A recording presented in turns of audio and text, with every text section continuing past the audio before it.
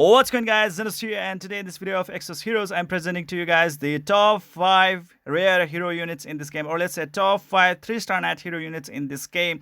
These are the hero units that are going to help you a lot, especially in the early phase of the game, because obviously they will be outclassed later on by legendary as well as the fated heroes. Alright, and the thing is that, especially in the early phase of the game, how to really maximize your team or optimize your team with the help of 3-star knight hero units, I'm going to tell you guys right over here in this video. So let's start with my top 5 picks, and these are the 5 hero units that are obviously going to help you guys a lot when you are like struggling in the early phase of the game. So first of all, guys, we have Kaya. She is a really great healer indeed. She can provide heal with her both skills, first skill and the second skill. And not only that, guys, she can also provide cleanse. Yeah, and she can heal all the allies, not just one single target, but all allies. Now that's really great, isn't it? Now that's what I really like. Even her passive effect is right over there to provide some heal effect, especially for the dying allies. And that's really great thing about Kaya. Kaya is like amazing unit. If you are really looking for a very awesome healer unit, especially in the early phase of the game, then you can pretty much rely upon the Kaya, because as I told you guys in the other videos, in the earlier videos, that you should be actually picking either Bernadette or the Baraka, right? So in that case, you will be missing out some of the healers. So in 4-star knight category, obviously Karin is the best healer, or you can go with the Cybele. But if you cannot actually get them as well, which is pretty much hard to obtain in this game, you can pretty much go on with the 3-star knight picks like Kaya, all right? And she's going to provide a lot of heal on your team, and that's that. Now next unit is going to be Kale. This guy is also really good at healing as well, but he pretty much like works in more of a regen fashion rather than a direct heal. So let's look into his first skill. It says grants heal over time that heals one ally only by 25% of own maximum health every turn for 6 turns. Now that's pretty good, isn't it?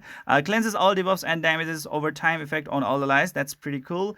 So he has regen plus cleanse on his first skill. His second skill has a pretty good damage, and also at the same time he's going to heal one certain particular ally right off the bat, and he's also going to cleanse all those debuffs and dot of the allies, and that's pretty cool as well.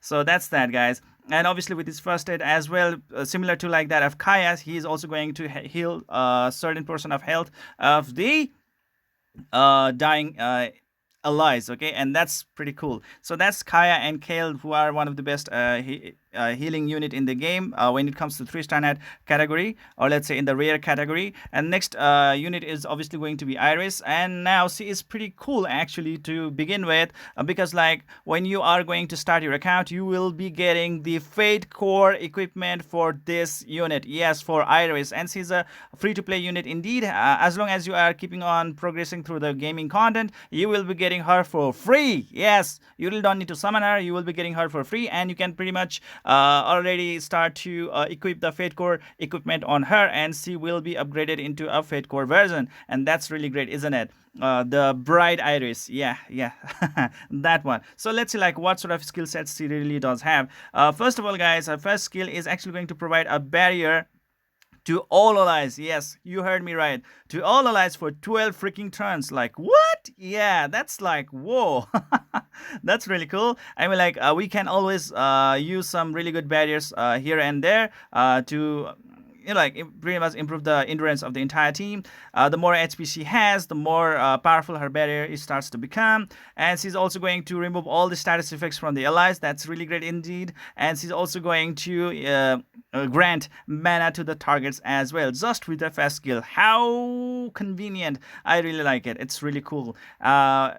Now looking into her second skill, it's just a plain damage, so that's why I actually mentioned her in the third place. All right, first being the Kaya, second being the Kale, and the third being the Iris. And she has a cleanse passive effect as well, which will be able to cleanse the damage over time and debuff effects from the allies, and also will able to gain the mana. Okay, and that's the Iris for you guys. Obviously she is going to help you guys a lot, especially with the kids earlier on in the game, and she's a free-to-play unit indeed.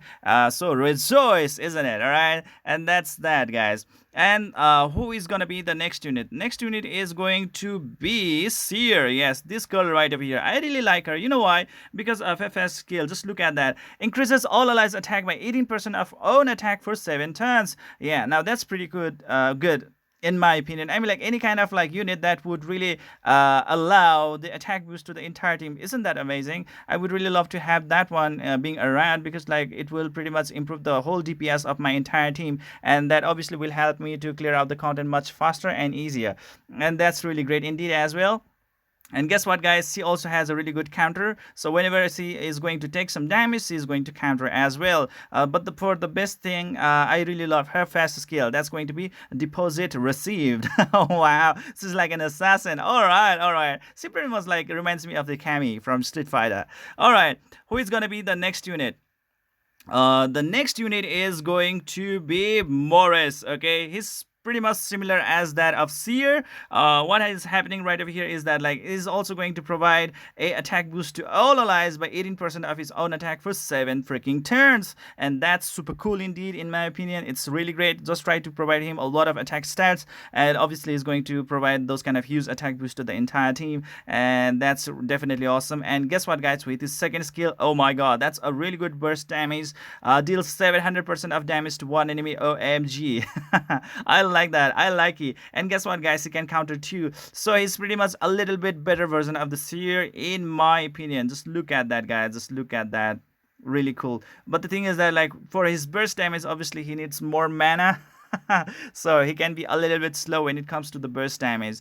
So that's that, guys. And I have some honorary mentions if you would really want to listen out. On number 6, okay, as an honorary mention, I would really love to grab your attention to this unit known as Timur. Okay, now this guy is a defensive unit and he can really defend very awesome. Okay, very nicely. Just look at it. First skill is actually going to improve his own defense by 66%. Wow, that's cool. For 8 turns, wow, he can actually tank a lot of damage with this kind of thing going around. And guess what, guys? With his second skill, that's the silent provocation, he's actually will be able to provoke a target for 4 turns.